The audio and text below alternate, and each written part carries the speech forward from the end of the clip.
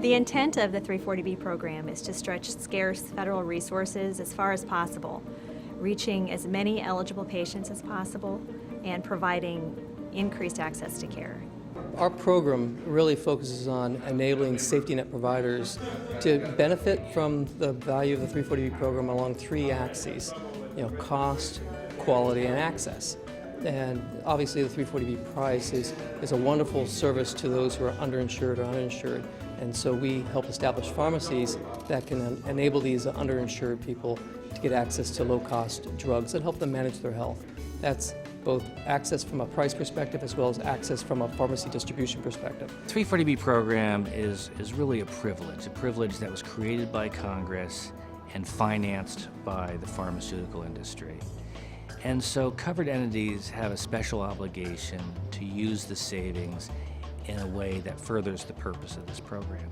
And that means using this program with integrity. They need to be compliant with the restrictions, and they need to be accountable for how they're using the discounts. The 340B program has a very noble intent, and certainly the entities that participate receive great value from it. So it's no surprise that in order to participate, participation comes with a great deal of responsibility for compliance. So that's one reason HRSA has begun auditing the covered entities to ensure this compliance. And the audits are really seen as a positive thing, something that they can prepare for on a daily basis. So whether or not they're audited, they should be maintaining this consistent level of program integrity. And so that's somewhat positive that can come out of the audit process. We have a fairly robust policy and procedure manual that we make sure that we're good with. We have internal auditing that we do very routinely. We have an external auditor that is not involved with our contract pharmacies or with our organization.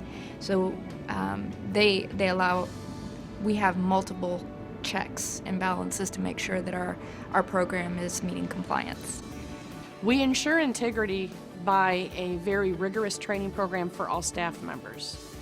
To ensure integrity and compliance to a very complicated program that has many points of access, that the inventory, you've got the procurement, the storage, the dispensing, the prescribers, the definition of patient. There are so many pieces to this puzzle, and so we first start with the staff ourselves. You have to demonstrate that we are going to run an ethical, adherent program, and it starts at the top with the proper policies and procedures and internal audits. And we internally audit ourselves. And I think that's what has added a lot of, confidence and trust with our organization, is that we hold ourselves to very rigorous internal audits, and we train based upon the results of those audits. We've created a culture of transparency at work. We've created a culture of continuous professional development and what I call 24/7 audit-ready status. We don't want to jeopardize the program at all. In our situation, all of our patients are eligible for that 340B drug discount because we don't serve patients that are not seen by our own providers.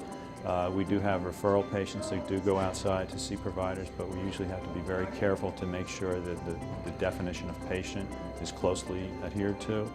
Again, we don't want to jeopardize a program that's been too valuable to us over so many years that we'd hate to see anything happen to it. Organizations really need to spread the word within their organizations about how 340B affects their systems.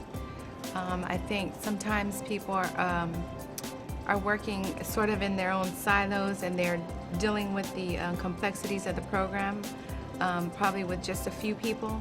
But I think more people within the hospital systems or the facilities, the covered entities, need to be involved all the way up to the C-suite.